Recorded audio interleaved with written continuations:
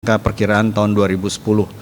Tapi untuk 2045, karena kita baru saja meluncurkan visi 2045 kita ke depan, penduduk kita akan sekitar 318 juta orang dengan sekitar 75-80% komposisi penduduk itu adalah mereka yang akan berpenghasilan menengah. Nah, masalahnya adalah bahwa di dalam kelompok ini masih banyak mereka yang masuk dalam kelompok aspiring middle income group. Nah, disinilah saya kira kenapa hal ini menjadi penting untuk kita dorong. Artinya isu tentang linking social protection to sustainable livelihoods menjadi penting karena disinilah menurut saya daerah kritis, wilayah kritis, kelompok yang kritis untuk kita bantu supaya mereka tidak lagi jatuh ke dalam garis kemiskinan. Kalau kita berbicara tentang kemiskinan, sebetulnya Indonesia ini kalau tahun 69 tuh kira-kira masuklah salah satu negara paling miskin di dunia. Lalu kita banyak berinvestasi di bidang pendidikan dasar, kesehatan dan segala macamnya, membuat kita menjadi salah satu potensi macan Asia di tahun 80-an, tetapi tahun 98 kita krisis. Nah, pada saat kita krisis itu, angka kemiskinan kita sangat jauh melonjak, menjadi sekitar 26%. Ya, menjadi 26%, dan sejak saat itu pemerintah mencanangkan kebijakan pembangunannya memfokuskan diri kepada mengurangi kemiskinan, dan alhamdulillah tahun lalu kita masuk ke dalam era 1 digit, sudah menjadi 9,66 digit, 9,66% untuk tingkat kemiskinan per September 2018. Nah, kenapa bisa sampai seperti itu? Sebetulnya tidak terlepas dari social protection reform yang Ibu Kirsten tadi sebutkan. Kenapa sampai saya mendapat kesan yang sangat mendalam atas kalimat tadi Ibu Kirsten itu, karena memang kami selama ini banyak bekerja sama dengan Livelihood untuk memperbaiki reformasi social protection system kita. Dan oleh karena itu Bu Kirsten, Ibu Lisa, terima kasih banyak untuk kerjasama partnership yang sangat erat selama ini yang sudah kita lakukan. Bahkan saya ingat zaman Ibu Lisa di sini, kita sempat punya dream joint venture work antara GIZ, ada wakilnya di sini Ibu Aya, kemudian Ibu Lisa sendiri dari Livelihood, kemudian dari World Bank diwakili oleh Cheng, mana Cheng? Itu dia di sini. Jadi kita pernah joint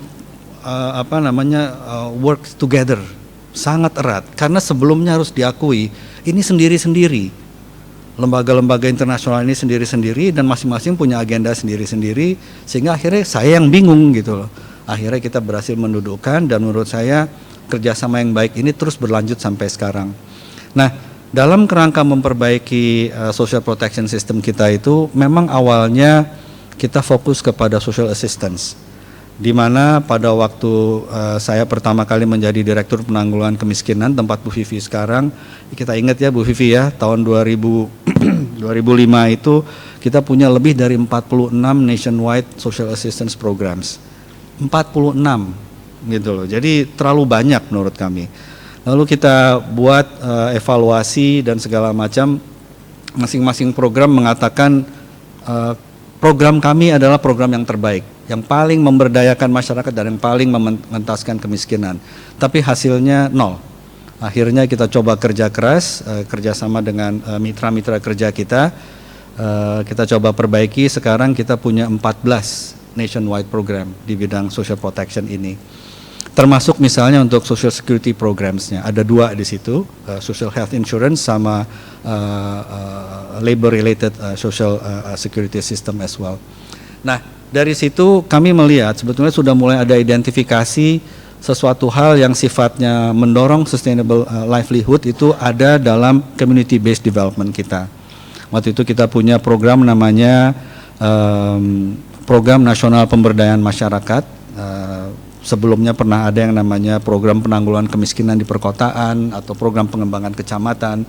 Lalu kita coba lihat bahwa dengan melibatkan community sebagai people in the driver's seat, sebagai aktor pembangunan yang sebetulnya dalam mengentaskan kemiskinan, kita melihat sebetulnya pemerintah ini terbantu untuk mengurangi kemiskinan. Banyak inovasi-inovasi yang muncul di lapangan yang membuat kita yakin ini adalah pola yang baik untuk kita lanjutkan ke depan.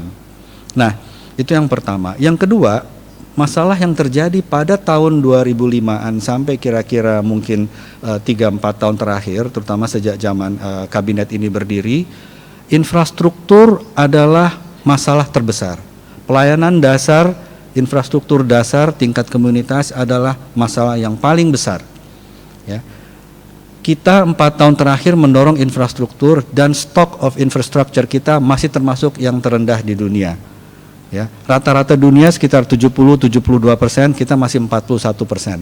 Walaupun kita 4,5 tahun terakhir banyak sekali meluangkan anggaran, menyediakan anggaran untuk infrastruktur kita. Tapi ini masih belum cukup. Oleh karena itu, mungkin tahun 2010-2011 dengan Direktur Penanggulangan Kemiskinan yang lama, saya bilang bahwa ini kayaknya sudah harus mulai beralih kepada economic livelihood-nya. Begitu. Nah, oleh karena itu kita coba memikirkan hal-hal yang sifatnya lebih kepada economic empowerment untuk masyarakat. Nah, di situ kemudian masuk perbaikan-perbaikan dari sistem bantuan sosial, antara lain PKH terbit di tahun 2007 dan berjalan sampai sekarang baik. Kemudian juga ada pemikiran apabila sudah ada graduation dari conditional cash transfer program kita, bagaimana mereka bisa hidup lebih baik. Economic livelihood inilah yang harus bisa kita dorong. Kemudian Bu Ana masuk dengan bantuan dari DFED, mencoba merancangnya bagaimana bisa sustainable livelihood programs itu bisa menjadi lebih baik dan lebih besar. Disinilah saya melihat cikal bakal yang mulai muncul terhadap sustainable livelihood itu dan hubungannya dengan social protection programs yang kita miliki sekarang ini. Jadi makin lama makin kelihatan arahnya seperti apa. Cuman memang harus kita akui dari berbagai macam program-program yang banyak dibantu oleh DFED terutama, banyak yang baik. Tetapi membuat dia suatu single operation menjadi lebih kepada nationwide programs, itu kayaknya sangat sulit. Kenapa? Karena kita membutuhkan dedicated pekerja sosial, pekerja masyarakat yang betul-betul menguasai masalah yang ada, memahami resources yang ada. Kita nggak bisa membuat istilah seperti di Thailand, one village one product. Kita terlalu banyak ragamnya, terlalu banyak ketimpangan, kesenjangan, keahlian orang-orangnya di tiap desa, sehingga kelihatannya sulit untuk mencapai ide itu. Oleh karena itu dibutuhkan pendekatan yang lebih smart, yang lebih efektif dan mungkin juga lebih pragmatis, yang dimana kami melihat dengan berbagai macam contoh uji coba yang ada dari program-program seperti Mahkota, dari Kompak atau barangkali dari Prisma, ada Pak Daniel di sini, itu melihat bahwa ternyata bisa kita lakukan usaha-usaha perbaikan yang menghubungkan antara lain contohnya poor farmers dengan market, international market even. Nah, inilah yang harus digarap dengan hati-hati. Dulu kita banyak invest di para penyuluh lapangan, tapi sekarang nggak cukup. Kita harus punya orang-orang yang bisa mendampingi masyarakat di bidang literasi digital, gitu. Nah, hal-hal seperti ini adalah satu tantangan peluang baru yang juga bisa kita perkenalkan. Bagaimana merangkumnya dalam satu desain yang lebih baik, itulah tantangan kita dalam menghubungkan social protection yang ada dengan sustainable livelihood yang akan kita tetapkan ke depan. Oleh karena itu, saya melihat bahwa banyak hal yang sudah kita dapatkan dari bantuan-bantuan bilateral, dari proyek-proyek bilateral, apakah itu dari DFED, dari USAID atau dari yang lain-lain, sekarang ini sudah mulai masuk ke dalam kebijakan pemerintah Indonesia. Sekarang kita sudah membuat satu rancangan untuk 5 tahun ke depan, program Prisma, Ibu Kirsten, antara lain itu adalah masuk dalam kegiatan kita, sudah bagian dari policy kita ke depan. Beberapa hal yang kita ambil dari Kompak juga masuk seperti itu. Misalnya bagaimana sepakat itu kita dorong. Kemudian SLRT juga kita masukkan.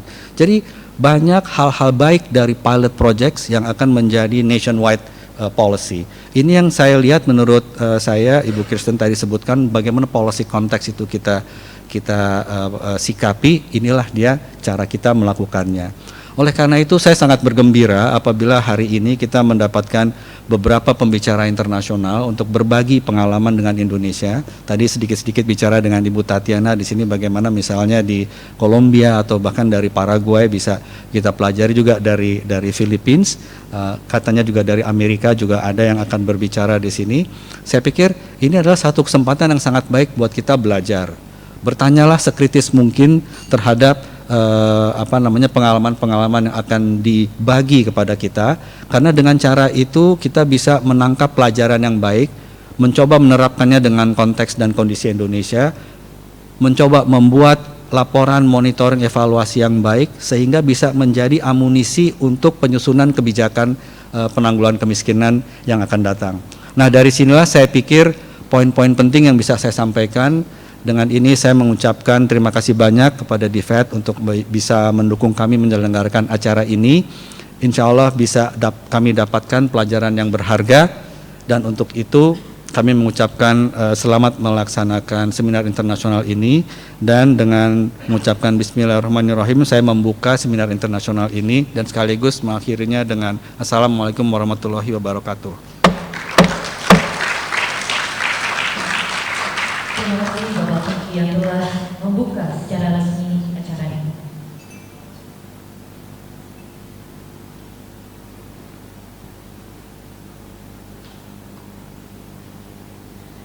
Bapak-bapak, ibu-ibu yang kami hormati, kita akan memulai untuk first session of panel discussion is lessons learned from international experts and governments. Key lessons learned in designing and implementing productive inclusion strategies linked to CCP programs in Latin America and the Philippines.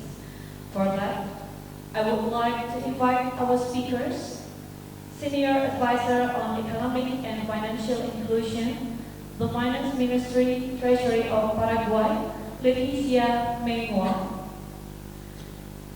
and then Vice President, Social Promotion and Livelihoods, Fundación Capital, Tatiana Rincon, and the Director of Technical Assistance, BRAC, Ultra Poor Graduation Initiative, Lauren Whitehead, and the Director of Planning Service, Department of Labor and Employment of Philippines, Adeline T. De Castro. Also, for the moderator in the session, I would like to invite Director of Poverty and Social Transfer, Dived Canberra, please welcome Lisa Hennigan. Ladies and gentlemen, please give a round of applause for our speakers.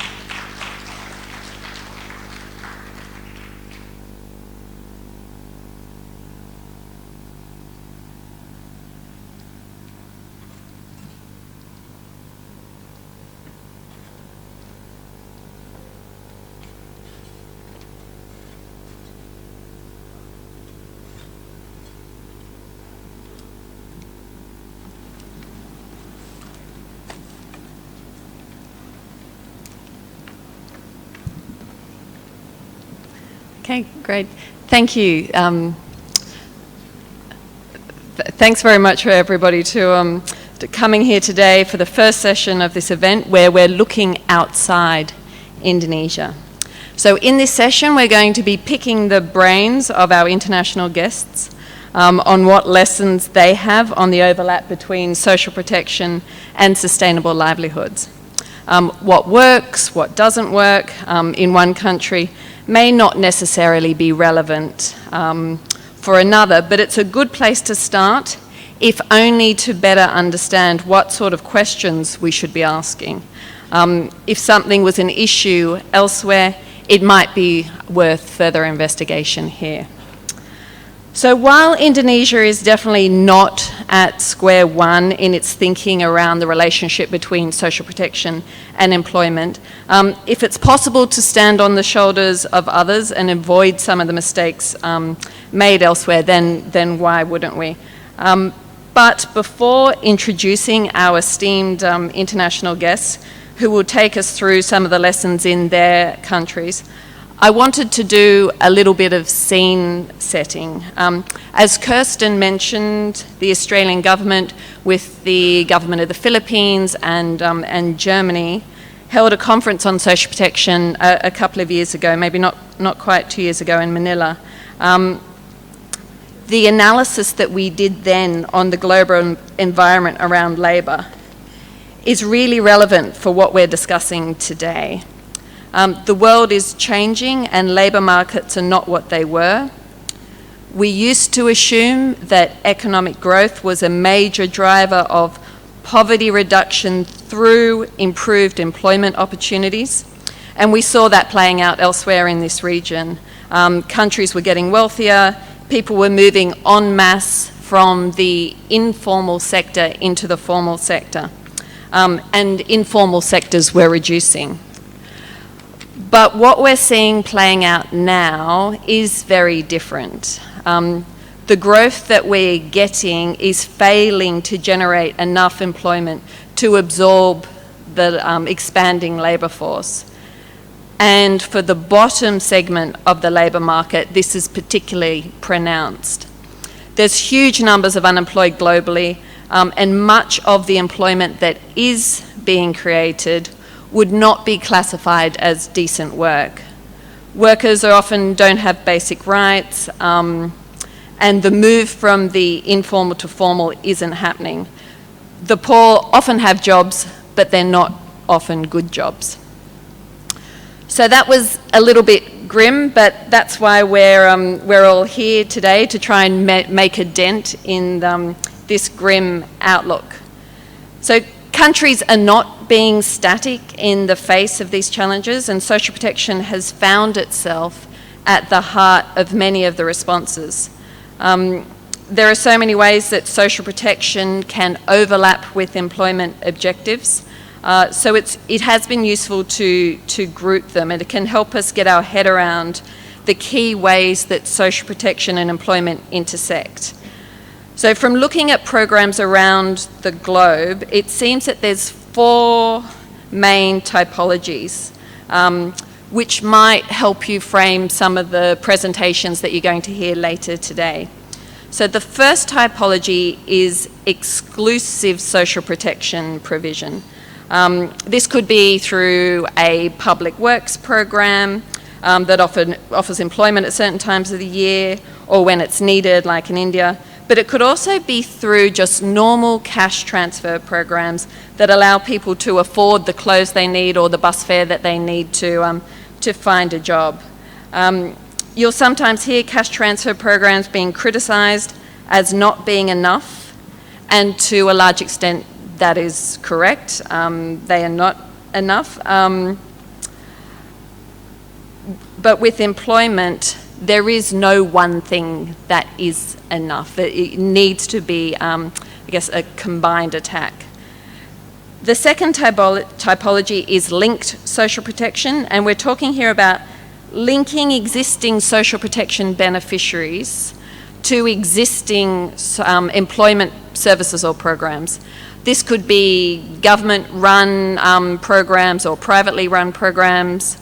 So for a CCT, for a conditional cash transfer program, the facilitators wouldn't be just focused on health and education, but also on making those linkages to employment on behalf of the beneficiaries.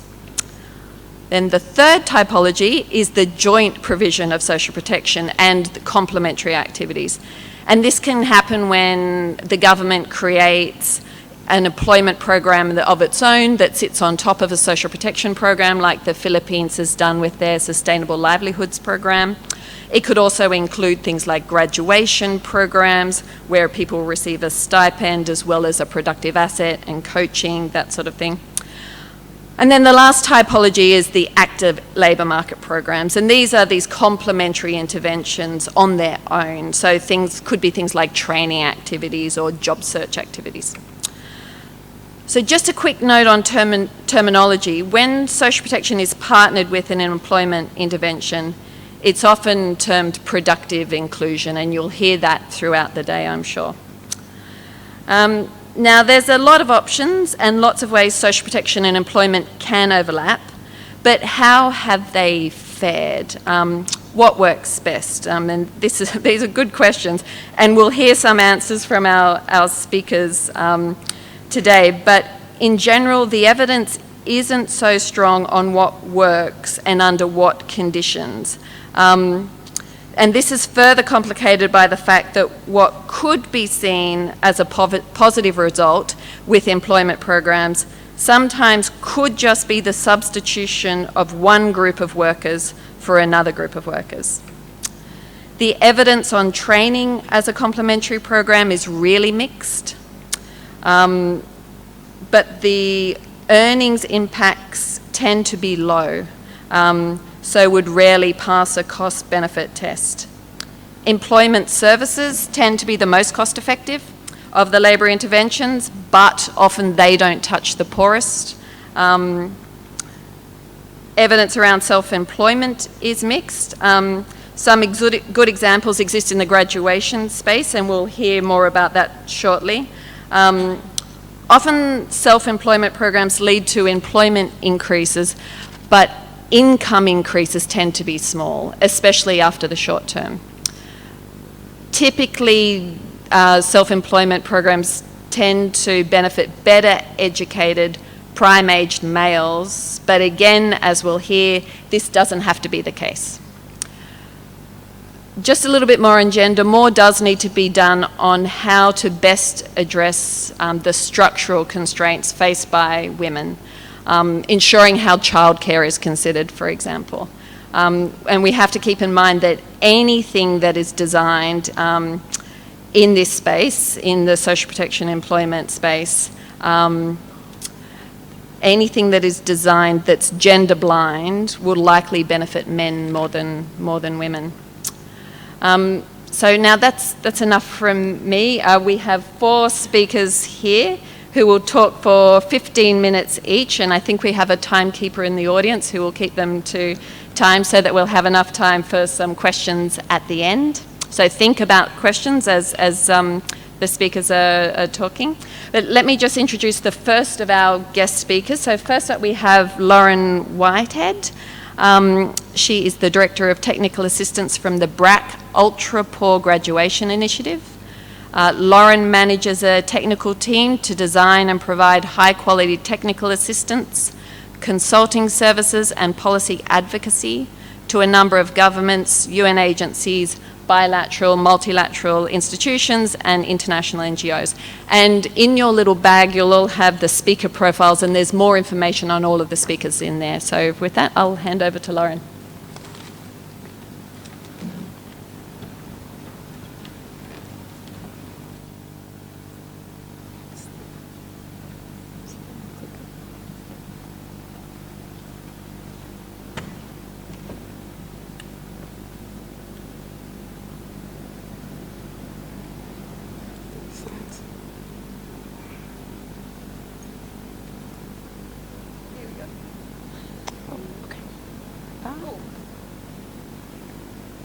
Leticia? Should we switch? Do you want to switch? No, Do you want to cue it? they're sorting it out. Got it. Okay.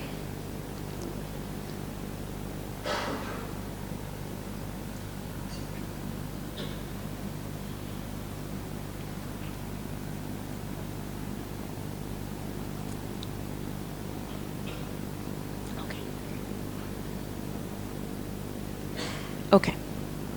Good morning. Can everyone hear me? Yes, wonderful. Okay, good morning. My name is Lauren Whitehead, and as was mentioned, I'm the Director of Technical Assistance at BRAC's Ultra Poor Graduation Initiative, and today I'm going to talk a little bit about the origins of the graduation approach and some of the work that we're currently doing with governments. In 2002, BRAC originated what's now popularly known as the graduation approach. It was an effort to provide assistance to extreme poor populations that was holistic and comprehensive in nature and that addressed many of the multiple dimensions of poverty. Over the last 2 decades, BRAC has actually evolved that approach in Bangladesh as well as around the world with a number of implementations and partners with whom we're working. We'll start with just a very brief overview of graduation for those who may not be familiar with what the graduation approach is.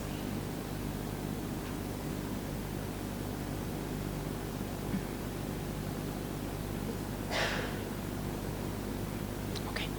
Okay, what is graduation? So for BRAC, we recognize graduation as being the provision of an interconnected set of services for households that typically fall along these 4 core pillars. These pillars we've identified to be some of the key elements that a household needs to provide resilience to their sustainable livelihoods long term. So we provide social protection elements, which can consist of many things, including cash transfers and access to health insurance, livelihoods promotion, or that's also referred to as productive inclusion and economic inclusion, financial inclusion, and social empowerment, which I'll return to these as we go forward. Around the world today, there are roughly 100 graduation programs that are being adopted in about 40 plus countries. All of these programs combined reach about 14 million households and are executed by governments, multilateral institutions, NGOs, and others within civil society. Today, BRAC is working with, oh, it's a very sensitive clicker here. Okay. Uh-oh, something is happening. Let's see. Looks like the clicker is going in reverse. Okay, we'll try again. So today, BRAC is currently working with a number of global partners around the world, including several governments, which I'll mention in reference today. This includes the government of Kenya, the government of Philippines, Rwanda, Lesotho, and Pakistan.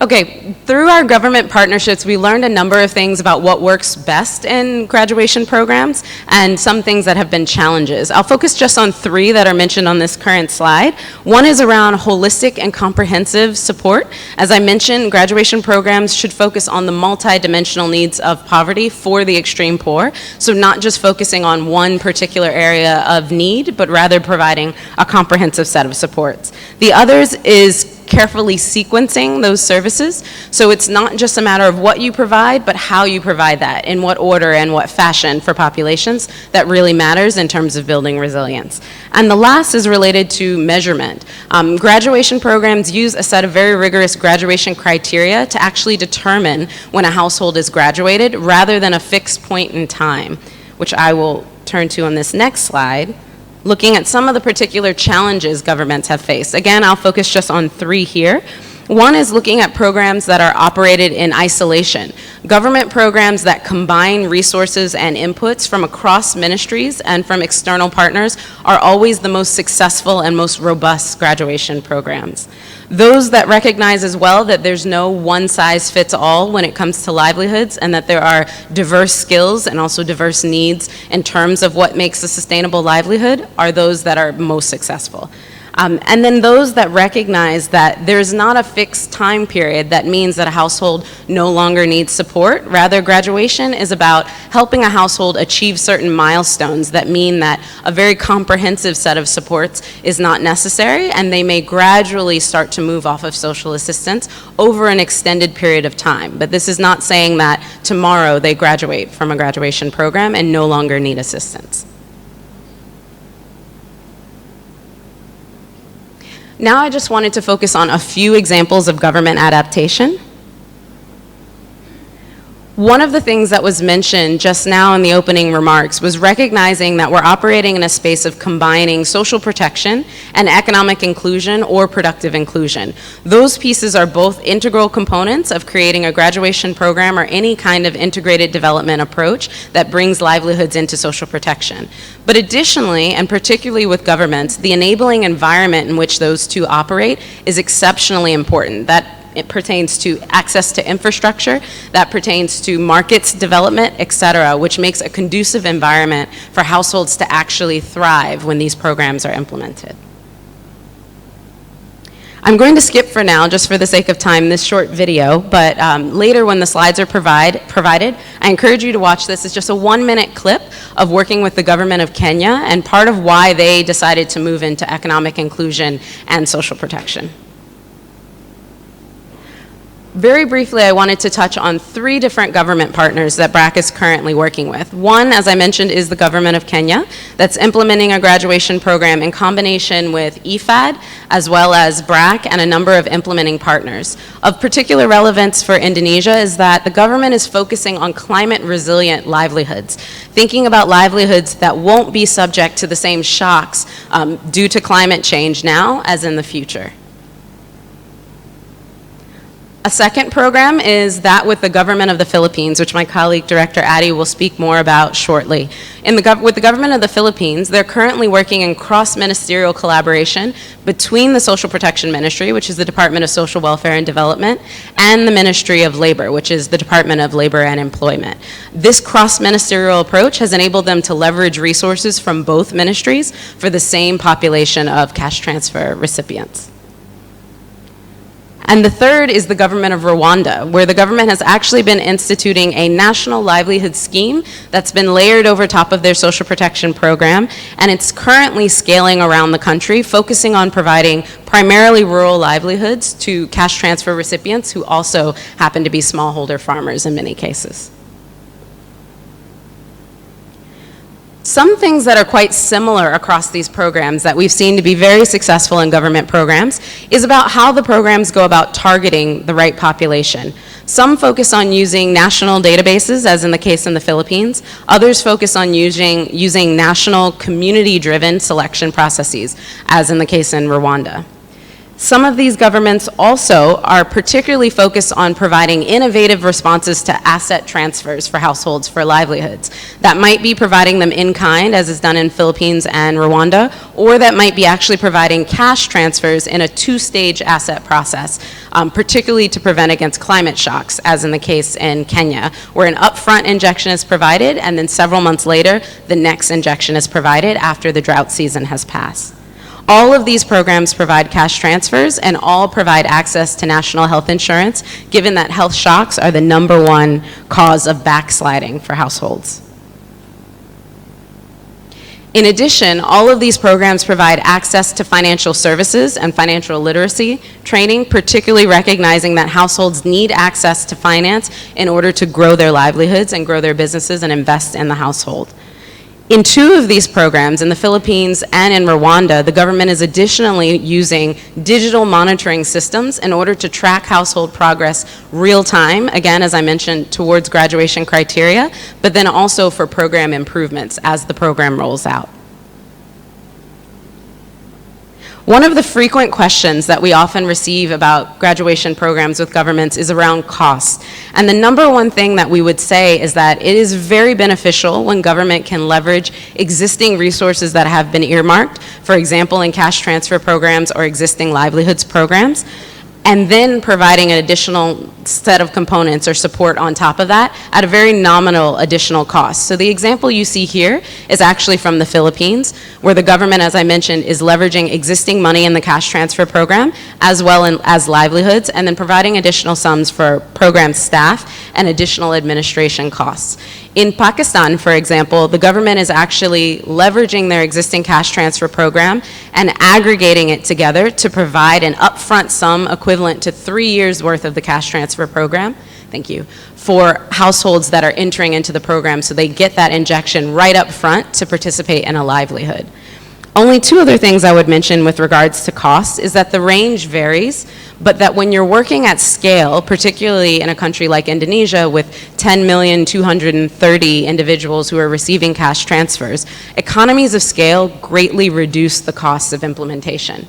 And so that is something to think about as you're moving forward and scaling nationally in a very heterogeneous country.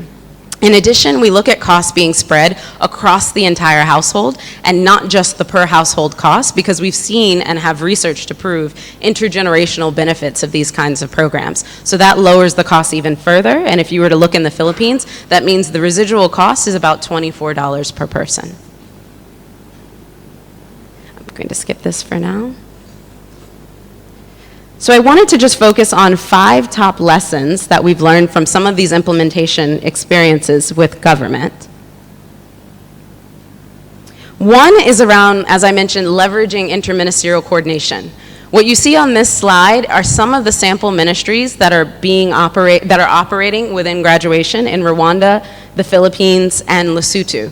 In these examples, what you'll see is that usually ministries of social protection are combining forces with ministries of labor, of agriculture, small business, trade, etc., so that existing resources that have already been allocated can be brought together to provide these supports. This next example I'll just briefly show here, as Director Addy will talk about this further, but this is a demonstration of how the graduation program in the Philippines combines inputs from Social Welfare Department as well as the Labor and Employment Department with some additional elements that are part of the graduation approach. A second lesson is really around engaging the social sector and private sector. Many of these programs are very quick to utilize NGOs and civil society as core partners, which is fantastic given that there's a lot of benefit for mobilizing resources, for capacity building, for reaching the last mile.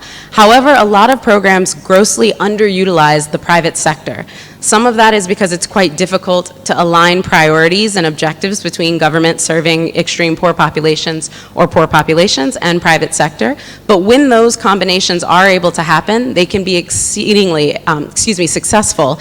And private sector finds benefits in working with government because of the scale at which government works. In Tanzania, for example, the cash transfer program utilizes partnerships with MNOs, which our colleagues at Fundación Capital have been working on with them for quite some time and has been very successful as an example of private sector partnerships with government. The third lesson is around addressing market demand and participant skills. So as I mentioned, no one size fits all when it comes to livelihoods. Because populations are diverse, their skill sets are diverse, their resources are diverse, the markets they have access to are diverse. It is very beneficial to do localized market assessments to what degree possible in order to identify where the right niche market opportunities are, particularly for the extreme poor that might not have access to some of the other pathways that others in the society do. When you do that and you're able to identify those pathways, it's very important to link that to a skills assessment of understanding what the skills of this base are, and as I said, a household readiness assessment to see what resources they have. All of this is through a lens of identifying who among a cash transfer program is actually of the propensity to be economically active. Not every household, not every person within a cash transfer program can do that. There will be those who are quite vulnerable and will need social assistance in perpetuity. But there are those that you can identify based on certain characteristics who are more likely to survive and thrive in an economic inclusion approach like this. The fourth lesson, and there's only one left, the fourth lesson here is around monitoring and use of data. So we heard already at the opening, during the opening remarks, how important it is to strengthen monitoring and evaluation. And there are two primary reasons for this. One is for improving a program through adaptive learning and rapid iteration as that program is rolling out, which is especially important for new programs so you can learn and improve and flex as it grows. The second reason is for actually measuring progress of a household to see when have they hit certain milestones that would indicate that that household is prepared to graduate, which means moving into a different set of less comprehensive services. When we talk about graduation, for BRAC, we always focus very heavily on graduation criteria that look at what would make a household resilient to most shocks that would occur. And those shocks we identify and then match with things such as income diversification, savings, access to health services, and use of local resources. There are actually 18 graduation criteria we use in the Philippines, and this is just a small sample of them along the 4 pillars that I mentioned. And now that I'm out of time, I just want to close with this last slide here, which is around innovation for scale. In order to scale and scale successfully, a number of governments are innovating around how to do graduation in different ways that make them more nimble as implementers in government. That includes looking at case management models that utilize group businesses and group livelihoods. It includes thinking about decentralization in phased rollout of graduation. And it also includes looking at different ways of implementing asset transfers, whether, as I mentioned, in 2 stages in Kenya, which provides it in cash and you get an upfront injection and then a later one after shocks might have happened, or looking at community assets that are provided as a whole to an entire community.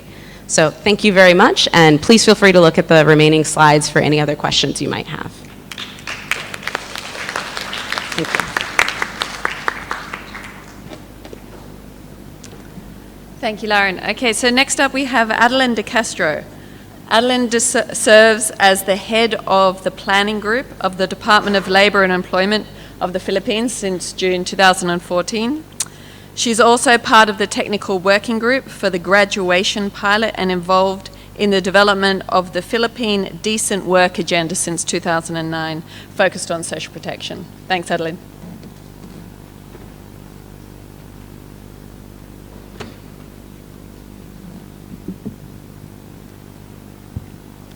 Good afternoon. On behalf of the Department of Labor and Employment, I would like to thank the organizers for inviting us to share our insights regarding linking social protection to sustainable livelihoods, particularly using the graduation model approach.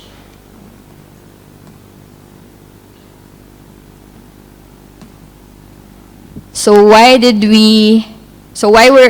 is the Philippines interested in the graduation model? As you can see with the slide, central to the development agenda of the Philippines is actually poverty reduction. And from the perspective, of course, of the government, generating employment, creating economic opportunities, linking people with economic opportunities, as well as improving their access is a central strategy for us to reduce poverty. And on the part of the department, one of our important and priority program, particularly to provide or improve access of people to employment opportunities, is our livelihood program, particularly for vulnerable workers. And the graduation model actually offers us a new insight in terms of how we can further improve and enhance our intervention so that we can transition our existing livelihood projects into sustainable livelihood projects. The slide that you're looking at just shows you the critical components. It's just actually the framework for the graduation model. Earlier, Lauren already discussed the pillars, and you can see what are the different interventions that are contained in each pillar. And of course, the most important thing is that, of course, the graduation model offers us an approach in terms of realizing the outcomes that we want to see at the level of our beneficiaries, particularly on sustained income.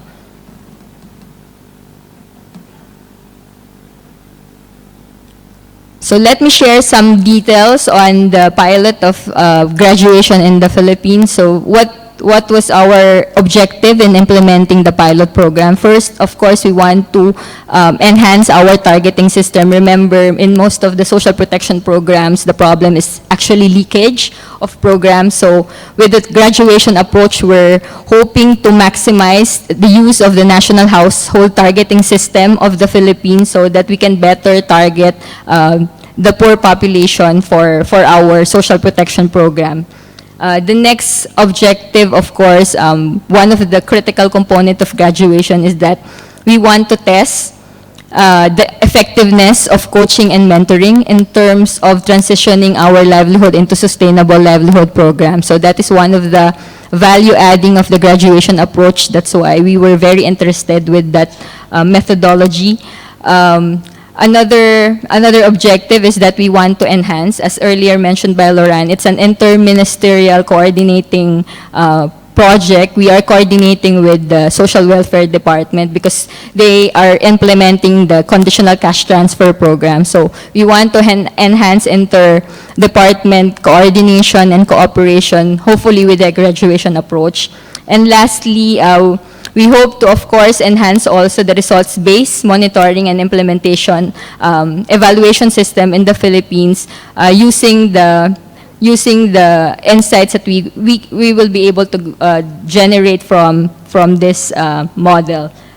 You can see the coverage of the program. So we're working with BRAC as our implementing or accredited co-partner for the implementation of for the graduation model. We're focusing on one province in the Philippines. It's Negros Occidental. Hopefully, we will be able to see results within the year, till next year, hopefully. And these are the number of beneficiaries that we have targeted. We have targeted 1,800 beneficiaries. This slide just shows you the two major programs that are involved in the graduation approach. As I mentioned earlier, the conditional cash transfer is managed by the Department of Social Welfare and Development. So similar to other CCT programs in other countries, it's a program that focuses on investing human capital development through health and education. So as part of the program, beneficiaries are given educational subsidy, health subsidy, rights subsidy, and recently we also added unconditional cash transfer for some of the poorest families in the Philippines. From the part of the department, our contribution is our livelihood assistance. We call it the Kabuhayan program. It's a grant livelihood assistance, but we do not give cash. We provide it. It's in the form of equipment, tools, which are procured for the beneficiaries alongside with the social preparation component, mostly dealing with trainings to prepare the beneficiaries in managing the projects that they have selected. Earlier, Lauren already showed you this image. This depicts the components and complementation of the three programs on the graduation model. So you can see there the programs that are contributed or the components contributed by the Kabuhayan program, as well as the components contributed by the CCT, plus the orange ones are the additional value-adding contribution that we are getting from the graduation model. And for the part of the department, we're actually focusing on really the effect or impact of coaching and mentoring, particularly on life skills training, on the beneficiaries in terms of helping them get better outcomes for the livelihood projects that they are implementing. What was an additional component of this graduation was that part of the program is an impact evaluation. So we're really heavy on producing evidence-based information that can support our advocacy on promoting sustainable livelihood. So part of the program design is that we have IPA, Innovations for Poverty Action, to conduct an impact evaluation at the end of the pilot to see what are the results of the convergence of interventions that we are implementing under the graduation approach. So we have a control group, and we also have the experimental group. If you would notice, we really want to extract the impact of group coaching and individual coaching on our beneficiaries, because later on it will have an impact if we want to scale up the program, if we want to institutionalize the model, it will have an impact in terms of how we can actually mobilize and be cost effective with respect to the resources that we have at the department. I'll just share some of the initial accomplishments that we were able to deliver. So we were able to reach the following beneficiaries in the number of barangays and municipalities in Negros Occidental. As you can see in this slide, these are the beneficiaries that we have actually reached in terms of life skills training, technical training, business management training, and you will also see the examples of the livelihood projects that we are implementing. I'm not sure if that is similar to Indonesia. So we have meat processing, we have food carts, we will also have swine fattening. We'll just like to emphasize the importance of having facilitators, community facilitators out of the graduation model. So with the community facilitators, we're able to better connect with our beneficiaries at the ground level, helping them in terms of assessing the type of livelihood that suits best their skills.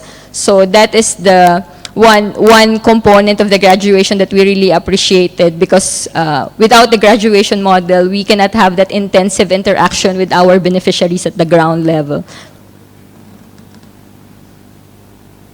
Another important contribution, which hopefully will have hopefully that will create more impact is that the community facilitators are engaging the different beneficiaries in terms of family development plans so that they can actually plan the milestones that we want to achieve within the year and hopefully come up with actions to ensure that they're able to reach their goals. So these are just some of the pilot activities. I'll just highlight this point. What works for us, would like to emphasize that there's really leadership commitment for the department. As mentioned by Loran, we came in as a substitute for the social welfare department, but we were able to easily convince our secretary to try this model because it's helpful for our livelihood project, and we can use it to enhance our livelihood project. Let me also emphasize that we have a very good relationship with our regional counterparts. So it's really our regional offices that helps BRAC, coordinates with BRAC in terms of implementing the program. Of course, as demonstrated, we're very receptive to innovation. That's why we are actually open to the graduation approach. We really want to find ways on how we can further enhance our livelihood interventions. Next, of course, DOLE is used to working with implementing partners, so we don't have problems dealing with or working with other partners like NGOs, people's organization. And of course, we'd like to emphasize that we're really working towards convergence among the different government agencies in the Philippines. So hopefully, the graduation model will be a key approach in terms of realizing that particular vision. Let me just highlight some of the challenges, operational challenges that we see. So one was that most of the beneficiaries live far away from one another. So to address that, the group facilitators clustered our beneficiaries.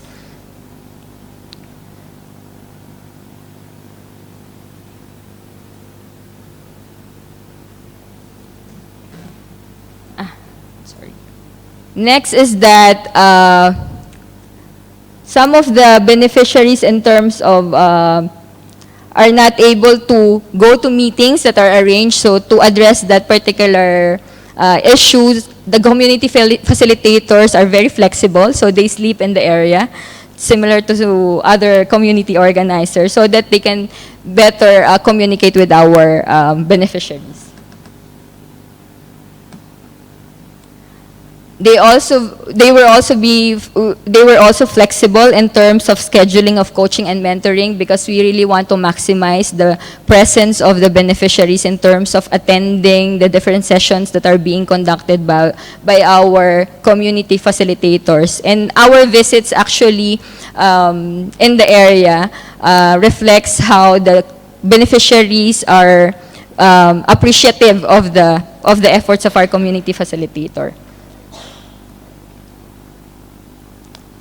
I'll just end with this slide. What's in store for graduation approach in the Philippines? We're very hopeful that we can actually institutionalize this approach. Recently, the department presented it in the Human Development and Poverty Reduction Cluster. It's a cabinet level meeting, and we received positive response on the idea, and actually the more than 20 plus agencies are waiting for the initial results that we will be able to generate for the graduation approach. And if hopefully with positive results, the entire cabinet cluster will look at graduation as a critical strategy that we can adopt to reduce poverty in the Philippines.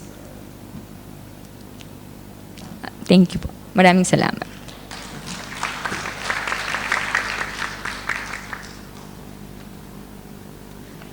Thank you, Adeline. Okay, so next we have Leticia Manguel. Ms. Manguel is currently coordinating the financial education national campaign at the Treasury Department in the Ministry of Finance in Paraguay.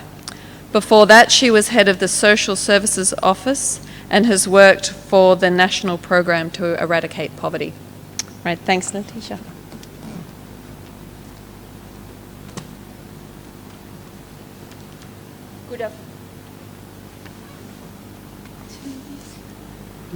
Good afternoon.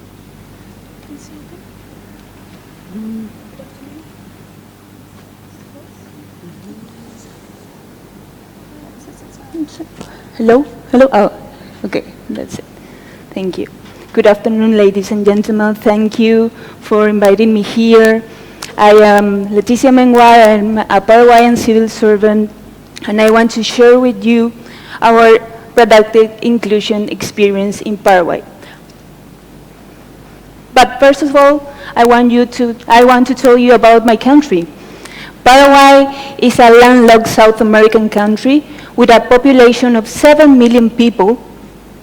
And in 2015, we were having 22% of people in poverty. Nearly half of them were living in extreme poor conditions. And 72% of these extreme poor people were living in rural areas. At that time, I was working at the technical secretary for planning in Paraguay as a social servant head. And then when we talked to Fundación Capital and they showed us the Colombian experience, we visualized then that they were having another kind of multidimensional view. We thought that this was very important for our country, and we wanted to implement in our country also. That's why we started planning with them, and this was in February 2015, when we started to work with them in our project for Paraguay. The objectives: focus on 1,000 people living in extreme poverty in rural areas. Also, to increase in productive human and capital assets. Another one, increase in resilience capacity. And finally, help them to build their own development path. This is a timeline only to show you the length of our pilot. First, we have started in October 2015. It ended after 18 months. And in 2018, we finally have the results of the impact evaluation. And currently, we are going to scale it up.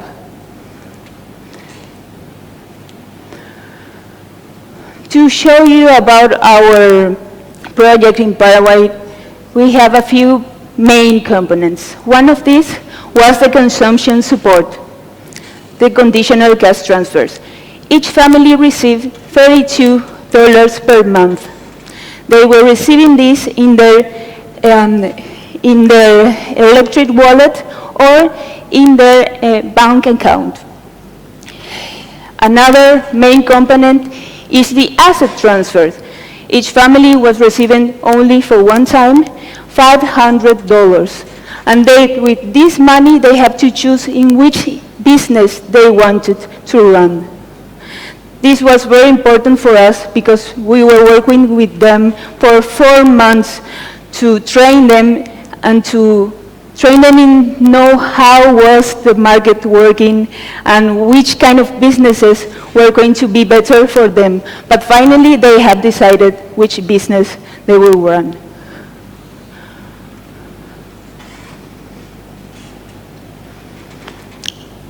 Another main component, saving promotion. In financial inclusion, we say that there is a myth that poor people cannot save. Well, we think that it's a myth because, in fact, saving is a matter of habit.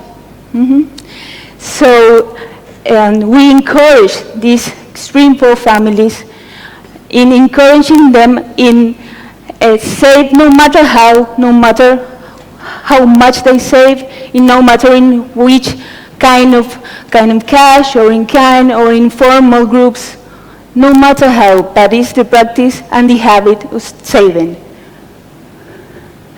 We also work with them in training in life skills, in business skills, in soft skills.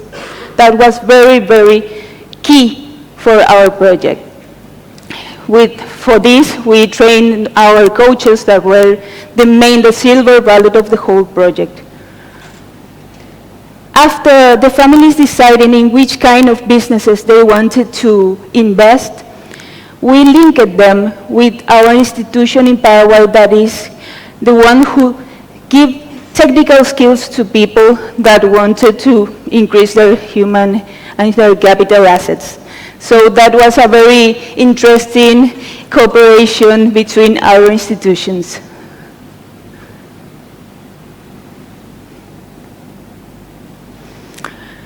We have made a strategic alliance, not only with Fundación Capital, because I didn't tell you before, but we didn't have a budget to start this project in 2015. And we knocked a lot of international cooperation doors. One of them, the Spanish cooperation, as soon as they knew that we were running this project, they said, I'm in. We are going to join you. And they gave us $600,000 they were used, most of them, in their asset transfers I have told you before. And other kind of helps were given by the STP, my institution at that time, technical administrative staffs, tablets that were lended from another institutions, monetary system that was developed, and the local net. And in the case of Fundación Capital, the know-how, the technical staff, and the development of materials that were used to train coaches and to train families. We think that approximately $1,000 was invested in each family. This includes the asset transfer I have told you before, and other basic training materials we need to work with in field. Also, we have a lot of obstacles. These $600,000 were from a non-refundable cooperation. Even though our administrative staff at the STP obliged us to document each one of the purchases of the families. That was a very, very big challenge for us, but finally we did it. Another very big thing here was that we didn't have budget to go and see what was going on in field. So afterwards I will tell you what we have done for that. And the interinstitutional coordination, we identified that there were families in extreme poverty that were not receiving the cash transfers. The conditional cash transfers program was being running by another institution, so we have to coordinate with them to include them in their list. It is also true that these families weren't having the national document ID. So that is a very common thing in rural areas in Paraguay. So we had to coordinate again with the police department in that case, so we could include it and we created their document ID.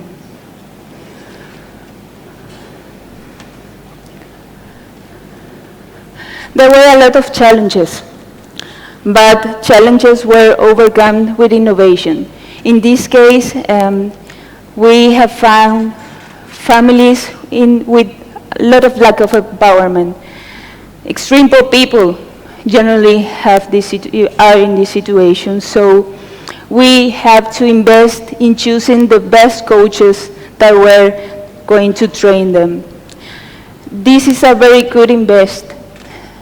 We have trained them in soft skills, we have trained it by virtual courses, and they were training their families with an app that was adapted especially to our context in our native language, that is Guarani. So this is a success for us. the difficulties I have said you before, we didn't have budget to go and see what was going on in field in our project. And here we use technology to manage all that.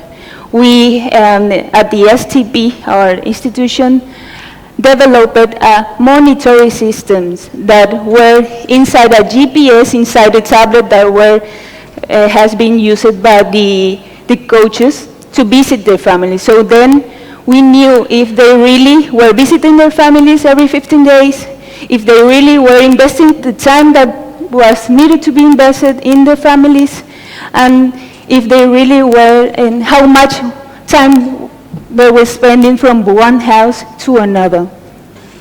That was very, very good for us, and we didn't need more money because that was a big solution for us. Another very important thing of the monetary system was the one that was developed by the Fundación Capital.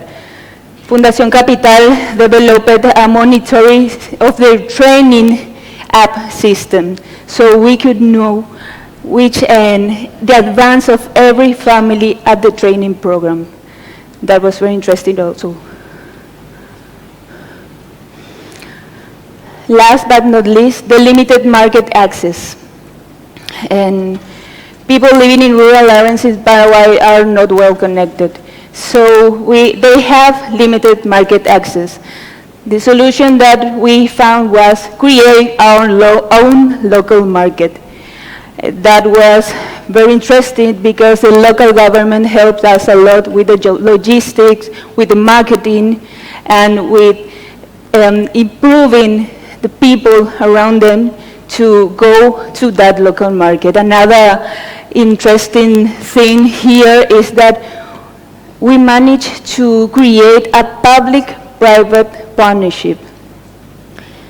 These partnerships helped people that were producing chamomile, in this case, to guarantee them that they were going to sell their whole production at a fair price. And this could be replied on any kind of production. Achievements. Tatiana is going to tell you about the impact evaluation results achievements. But for me, the biggest achievement here is that we have carried a pilot that's going to, in the previous government, and it's going to scale up in this new government. And it's going to be scaled up to 100,000 people.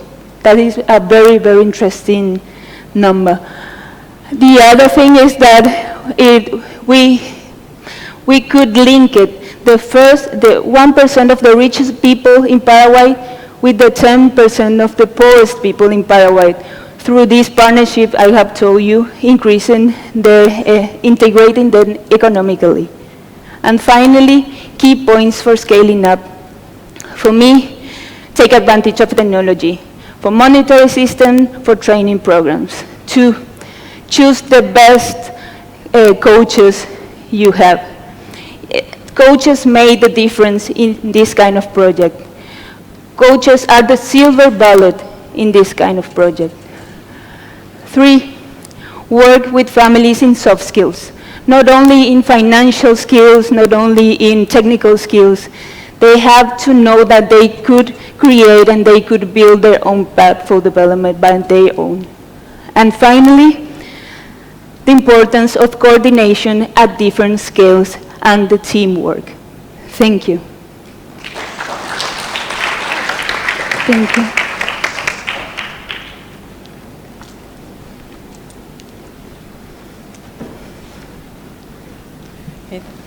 Thank you, Leticia. Okay, next up we have Tatiana Rincon. So Ms. Rincon is currently the Vice President of Social and Livelihood Promotion of Fundación Capital. She has served as National Director of the program Local Economic Development and Trade in Colombia. She's been a professor and academic coordinator of the graduate programs in Colombia in foreign aid and management of social programs.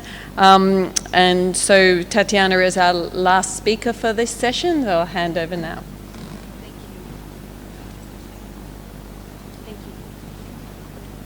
Okay. Good afternoon, ladies and gentlemen. It's an honor to be here with you this afternoon. My name is Tatiana. I work with Fundación Capital. Fundación Capital is a non-profit social enterprise. We work to improve the financial lives of the poor, and we work in partnerships with governments as well as private organizations. We work in 14 countries, 12 in Latin America and 2 African countries. I was invited, thank you so much to the organizers, and I was invited to share with you about the integration of cash transfer programs and productive inclusion in Latin America. Let's say that in Latin America, cash transfer programs are very important. We have 170 million people living in poverty, and we have 127 million people who are reached by cash transfer programs. So this is our largest social protection program. And increasingly, governments are very interested in improving the economic well-being of program participants. And it's very important to analyze why. And governments are thinking about about this because they want to eliminate extreme poverty, and also because they want to make participants of cash transfer program less dependent. When governments in Latin America are integrating cash transfer programs with productive inclusion programs, they are not thinking about an exit strategy for cash transfer programs. For us, the exit of cash transfer programs happens when children finish school, when they meet the program's conditions. But we are not thinking about integrating productive inclusion programs as a way out of social protection. So in 2011, we were working with 12 governments in Latin America. And at that time, the Ford Foundation requested us to identify if some of the governments that were in the region were interested in working in the integration of a particular methodology of productive inclusion for the extreme poor. That for us, that is the definition of graduation. So we started working with 4 countries. We conducted 5 pilots. And it was really interesting because we had a very robust evaluation agenda. We invested a lot in impact evaluations, results evaluations, in qualitative evaluations, and we are getting the results. You know that evaluations take sometimes a lot of time, and we started receiving the results last year, by the end of the year. So very briefly, what I would like to share with you is, I know that most of you are aware and you are very familiarized with graduation programs, especially with the results from the first generation of graduation programs, which is this line here, this gray line. And in the case of Paraguay, and that's why we brought the experience from Paraguay here today, is because we conducted an impact evaluation in Paraguay, and as you can see, the results are very, very similar to the results to the results of the first generation of graduation programs. So we see for us a key element was to maintain the quality of graduation, but integrating the program in government programs. So we were very, very excited with this result. And also, something that is very important when you are analyzing results is that if the results are significant statistically. So a second thing that we were able to identify is that most of the results were very significant, and we know this by the number of starts that we see here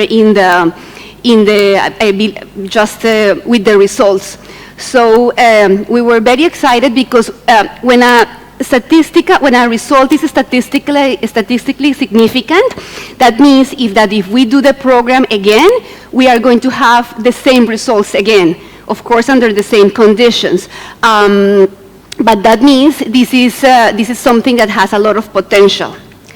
But to me, what was more important, the most important thing about the evaluations, and it's something that I was witnessing with in the field when we were working with the participants, is that we were able to see a change in mentality. You know, like people living in extreme poverty, they only live by the day. And what we saw by analyzing the results is that there was a transformation. So people were getting their income, and they were consuming more or less the same that they have been consuming when they were receiving the cash transfer. They were saving more, but it's really important to see this, they were investing more in the business. So in all the pilots, we were delivering the seed capital in cash. It was approximately $500 and when the evaluators went 6 months after the program ended to see the program participant and to really see how much was the value of the business they had, the business was worth $760. So it meant that they not only kept the cash transfer they received for running their business, but the business was worth more. So this is important because what this shows, what the evidence shows, is that we were able to tackle one of the deep and root causes of poverty. And this means this is a right investment for us and for the governments.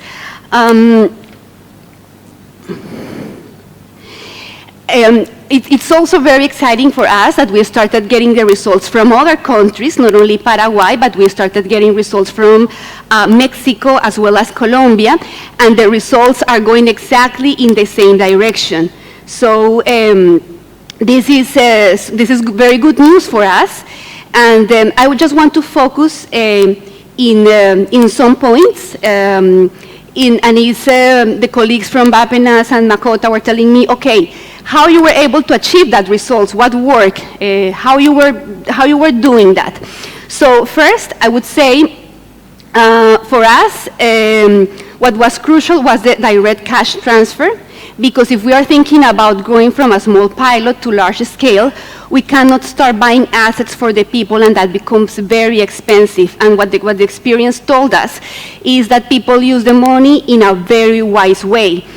Coaches, when they start working with the families, the first thing they do is to start working with them in their business idea. And I have this picture here because this is one of the program participants. Her name is Sol, which means sunshine in Spanish.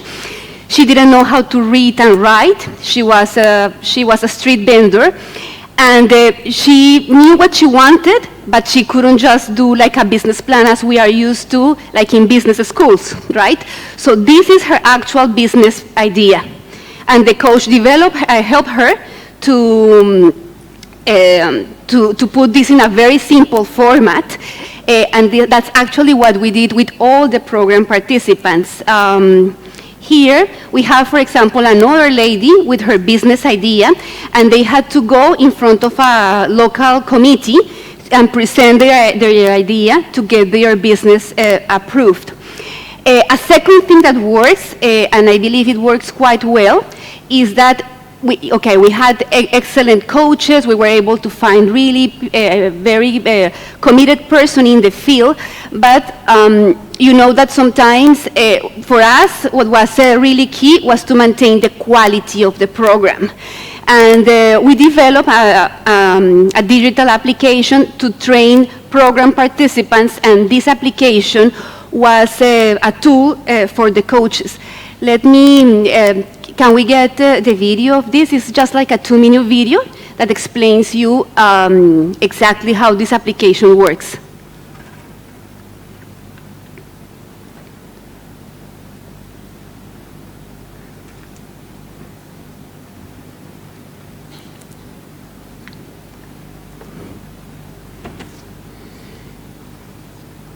A new way to battle extreme poverty. Our mobile application is used to educate families and support them while they learn important productive, social, financial, and entrepreneurial skills.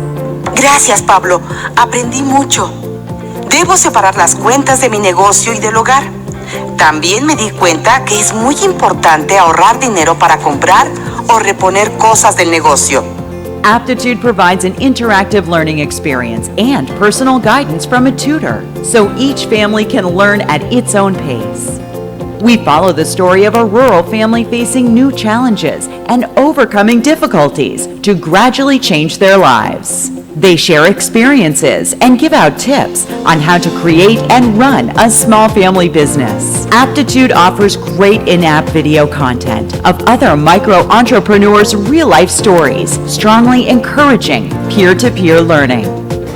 Estaban traspasando la fonda, a mí me gusta mucho cocinar, hacen falta lugares para comer aquí y me pareció una gran idea. So the app user can get real-life inspiration to move forward with their family business and their life. Aptitude provides tools to enable families and communities to radically change their lives through knowledge and But to us, that was also the key. They were able to do good work. We also were using additional tools, not only the tablet, we were using notebooks, we were sending test messages to participants, so we were reinforcing key messages, and that was very crucial. There are also things that could be improved in the programs that we had. We may have time to talk about this during the break. However, I know that Indonesia is thinking about how to move from pilots to really national and scalable programs. So if I have to say one thing that has to really be addressed is to continue strengthening monitoring systems. This is a picture of one of the monitoring systems that the training that is being provided with the tablets is. And also, if you are going to use digital solutions or digital applications, you also have to think about the methodology for delivering this. So you can have an amazing application in a cell phone or in a tablet, but this doesn't work in isolation. It needs to be engaged with a specific delivery methodology, so it will be used and it will be an effective tool for your programs. Thank you very much.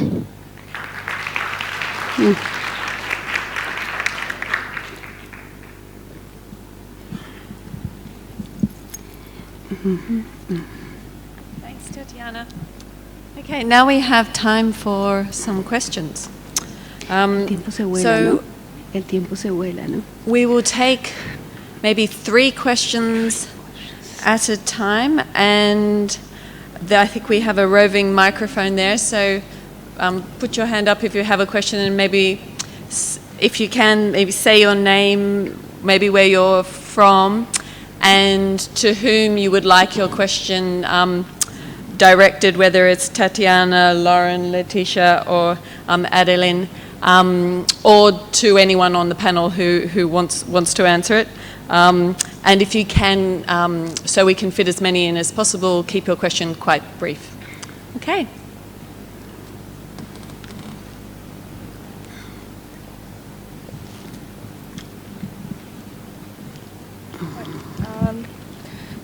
Hi, I'm Aulia. I'm from JPAL Southeast Asia. Thank you very much for the presentation. I have 2 questions, I guess, for anyone in the panel. In your experience in implementing the graduation program in your respective countries, has there been cases where the household chose similar productive assets? Like, I would imagine if like all these people in one village chose to have a chicken, for example, or cows or whatnot, or choose to be street vendors, then it would implicate the price at that area and have less profit, for example. So my question is basically, does the NGO BRAC or the government plays a role to like direct the households to have different assets to ensure that there aren't these externalities? Or yeah, how does the program address that potential challenge? And I guess my second question is that entrepreneurship might not be for everyone, right? Like it shows a certain level of grit and perhaps negotiation skills as such. So for people in the extreme poverty, are there like an alternate option if they don't want to do business, that they are go through a different government program or like a different set of trainings? I was just wondering if like people might not be into such entrepreneurship and not be able to, what happens then? So those are my two questions. Thank you. Okay, any more questions? Yes, down here. Over.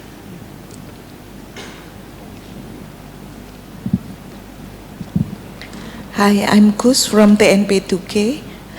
Hi, Lisa. Let me speak in Bahasa. I saw the BRAC model in Bangladesh. Di sana, di Bangladesh itu yang dapat adalah ultra poor. So, do you think that untuk melihat impact-nya, untuk melihat impact of the model, graduation model, itu harus di ultra poor, atau because the PKH, the CCT program here, itu sudah 10 juta, meaning that it's bottom 20%. So kalau kita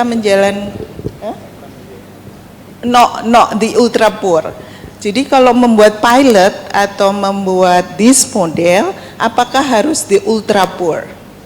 So, atau harus dipilih yang bottom 5%, baru kemudian kita melakukan the model, graduation model. Terima kasih.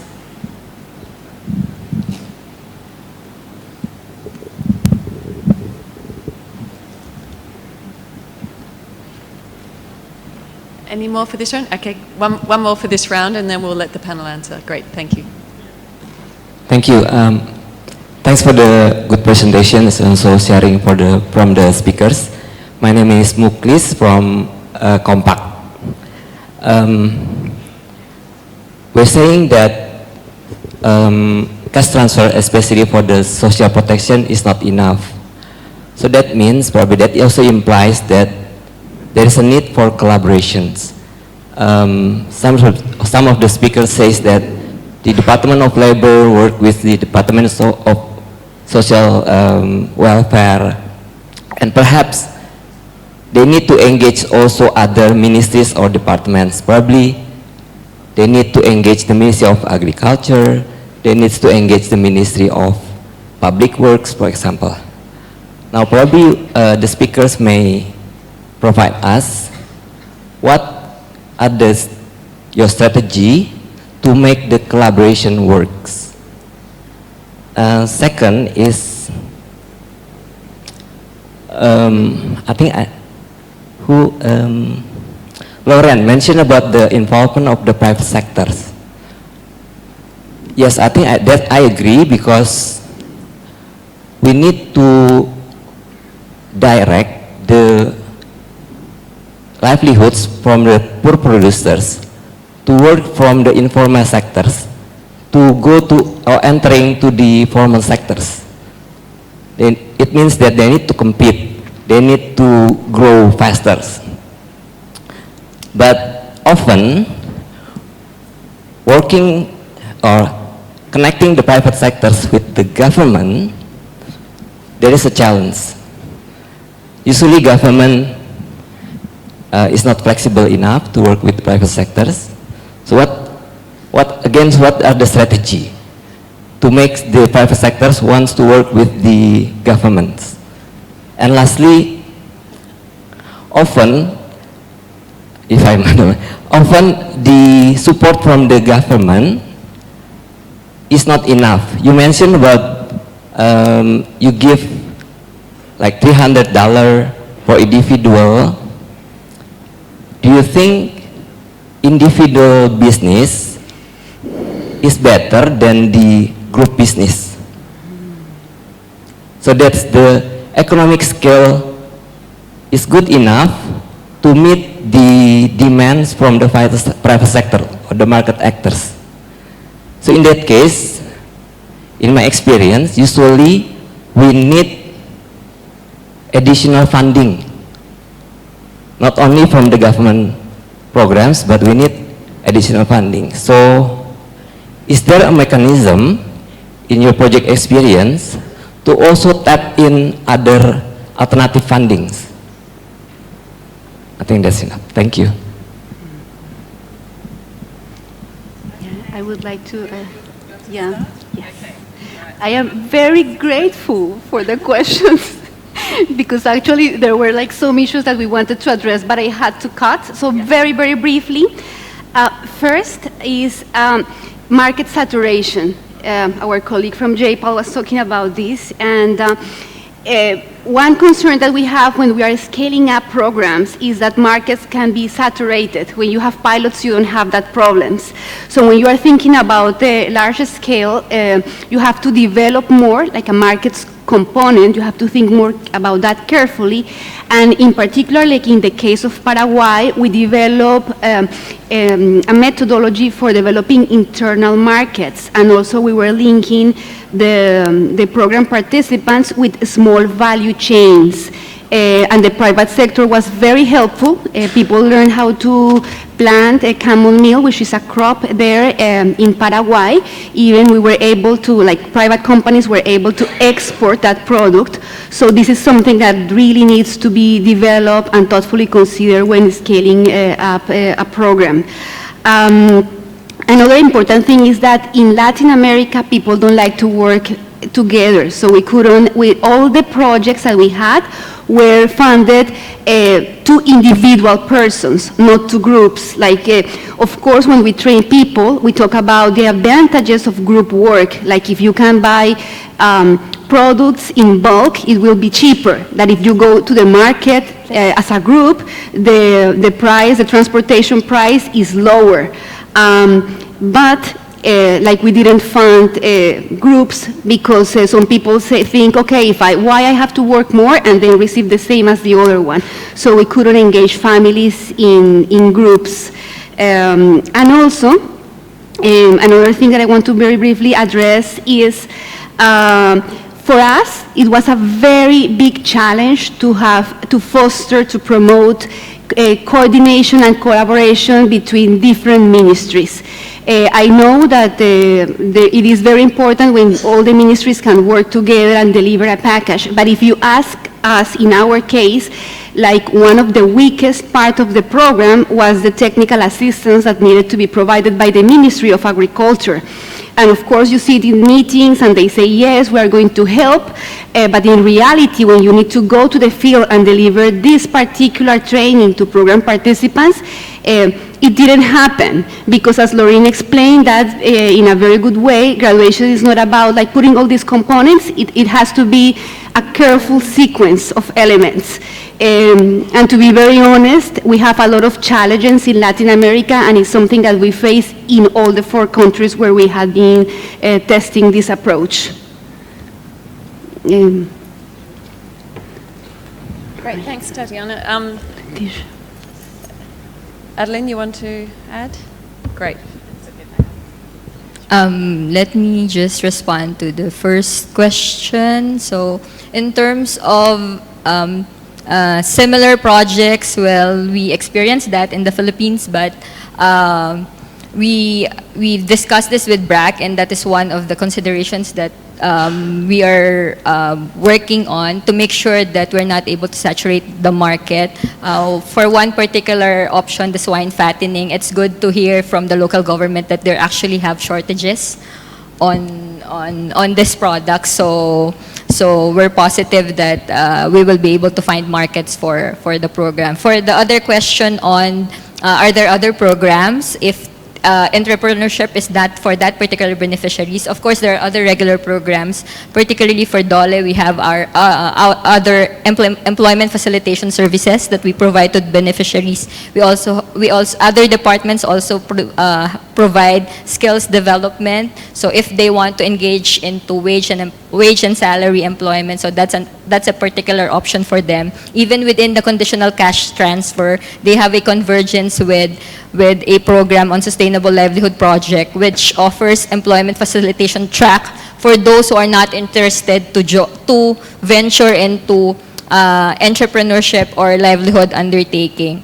The other question on collaboration, even without the graduation approach, the Department of Labor has been closely working with the Department of Trade and Industry in terms of enhancing the capacities of our beneficiaries so that we will be able to gain better outcomes for our livelihood projects. But for an enhanced sense of convergence among government agencies, as I've mentioned earlier, we're trying to maximize the opportunity that is being offered by the Human Development and Poverty Reduction Cluster. It's a cabinet-level cluster which is headed by the Social Welfare, and DOLE is a member of that cabinet cluster, and we're currently working on a roadmap to help the government in terms of poverty reduction. So that is a particular mechanism right now that we want to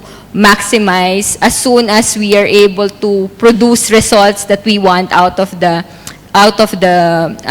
graduation approach. Of course, similar to other governments, it's really a challenge for us to come out of our silos, to work together, but I think in our case, we're very much open to really synergize the different programs that we are able to deliver at the level of the clients to get better results.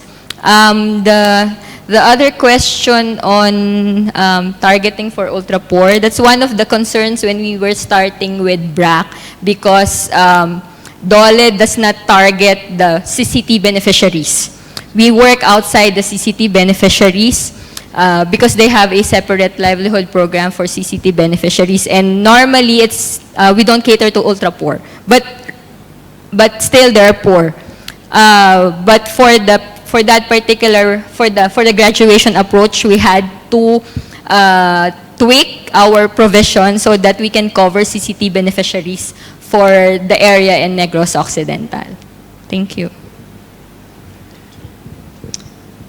Thank you. So I'll try to address just a couple of the questions, including those that maybe weren't addressed previously. On the question of market saturation, Director Adi just gave a very strong response in terms of that. So that was part of what was considered in the market assessment. And that's also part of why several of the livelihoods are actually interconnected for value chain opportunities. So you might have households providing swine fattening, and then you have other households providing meat processing. So they're actually doing touch points at different points of the value chain. And so when households were given options to select from, they were identified as which points in the value chain might make the most sense for that household. So that was to help avoid the issue around market saturation.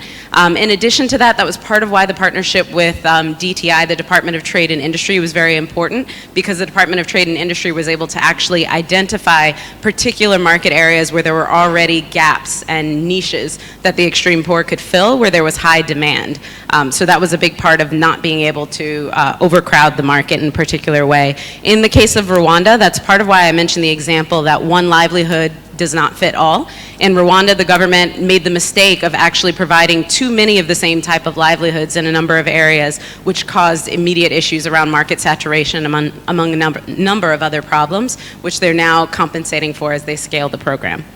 In terms of the question around entrepreneurship not being for everyone, we completely agree with that. And that's actually why part of what's being tested in the Philippines is actually looking at different ways of executing group businesses. So as Tatiana said, we also have found that even in the Philippines as well, people don't necessarily want to work together, and when they're forced to work together, they actually aren't as productive as you would anticipate sometimes. When DOLE typically works with group businesses, these people are self-aggregated, so they bring themselves together, but when you're doing a program that's forcing people into a group, they don't necessarily trust or want to work with those individuals. So part of how we've worked through that is in the formation of groups to have different levels of kind of staffing or officerships within that group. So everyone's not actually doing the same thing. And in that way, they actually end up operating more like a true business where there are different employees with different functions. So it's not just a matter of cooperating everyone in the same producer group, for example, which is one alternative, but it's a way of looking at your individual strengths and skills and and what you can contribute to that business, and then individually how you can take home profit for your own livelihood. So that's part of the technique behind introducing group businesses that we're looking at and we're exploring now with the evaluation to see how this might work a little bit better around group formation. On the question around ultra poor and whether or not it has to be targeted to the ultra poor, we would say no, not necessarily. Typically, historically, BRAC has targeted the ultra poor and looking at that subset that's most likely to be excluded from social assistance. But a lot of the programs, and particularly working with governments, actually look at a graduated scale of support, which means that some households at the very bottom might get a very comprehensive package, and then a household that's just above them, still poor, but not quite as poor, might get a different package. And that's actually how the program has also evolved in Bangladesh as well. So you have different levels of support moving up the chain towards non-poor households. I won't be able to address all of the questions, but I'm happy to talk during the break as well. From Kupak, I believe there were a couple questions. One that was answered around interministerial coordination, and the only other piece I would add there is a lot of what we found in terms of success across ministries is actually working decentralized and working at local government levels. So starting from the bottom and then working back up, not necessarily just working with central level MOUs. Though those are important, what we found is in terms of programs actually integrating and being operated, it's really important to have local government buy-in and an understanding of what the existing partnerships are at local level as well. So that's been a big part of the help for interministerial collaboration. As Director Addy mentioned, we're working very heavily with regional offices in the Philippines. And then the only other question I'll just answer is with regards to the private sector. So there are a number of different examples so far, and you're right, it is a very big challenge, particularly because government tends to be seen as being less flexible. But this is also why we were interested in working with a ministry that was open and receptive to innovation, even at an initial stage of kind of rolling out in phases, like I mentioned in the example of Rwanda. Part of the reason for that is because we're able to experiment more quickly with, for example, value chain partnerships with different private sector actors. So for example, in Sri Lanka, there's a value chain opportunity there working with dairy producers who are then being linked into one of the largest dairy producers in the country, for example. They started that actually in one particular region and then have gradually started to roll that out elsewhere once they were able to identify what some of the flexibility was needed from government and then what some of the sort of accommodation was needed from private sector to make that partnership successful. So, thank you.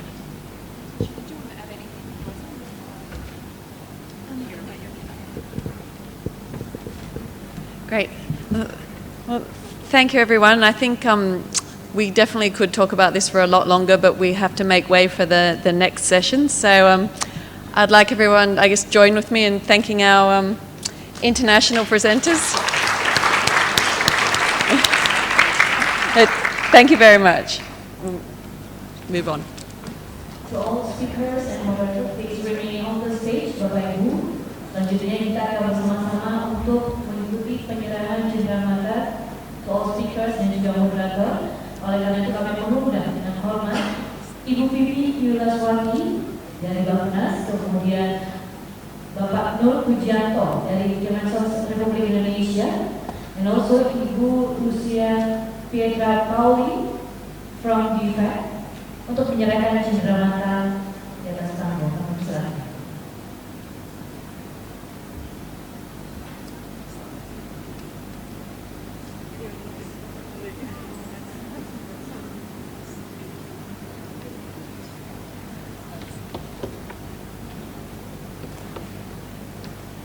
We're going to have to hand over souvenirs to the panel speakers, followed by a photo session.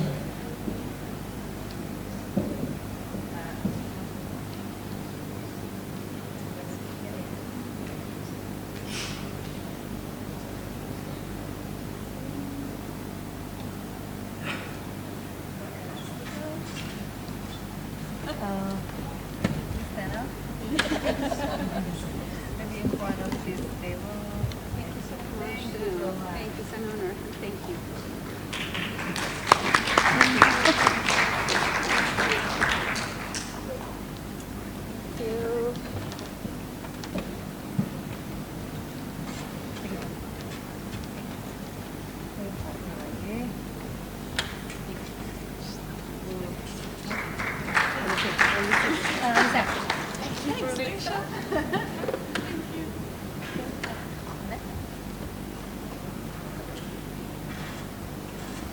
And next, we're going to have a photo session.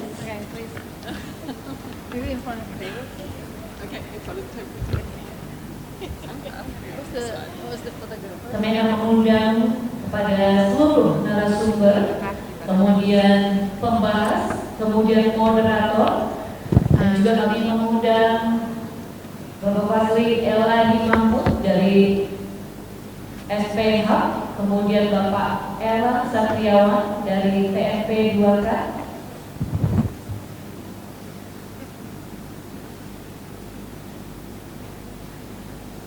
Bapak Tubagus Ahmad Chesmi dari Kemenko PMK. Kami persilakan untuk bergabung foto sesi di atas panggung. Kami persilakan.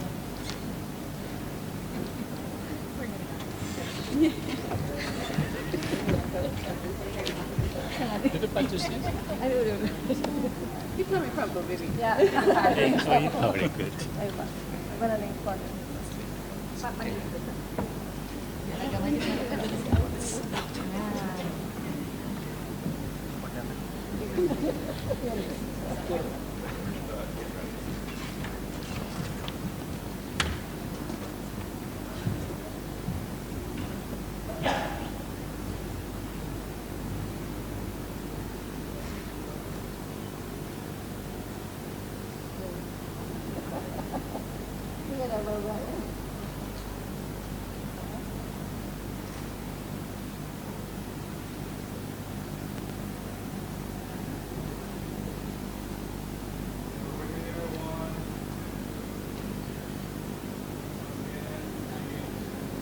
Ya, kami mohon tetap untuk berpose karena kami memang masih melanjutkan untuk foto sesi. Sebentar. Oke, thank you so much. Boleh dicari tangan segala yang ada itu. Dan kita akan kembali ke tempat dulu. Thank you so much.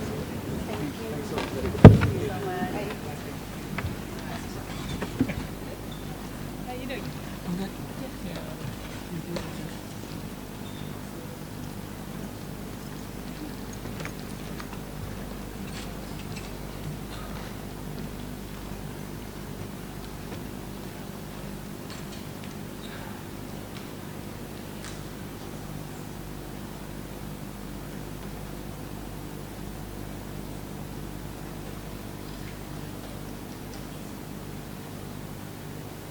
Bapak Ibu yang kami hormati, selanjutnya kita akan memulai diskusi sesi yang kedua.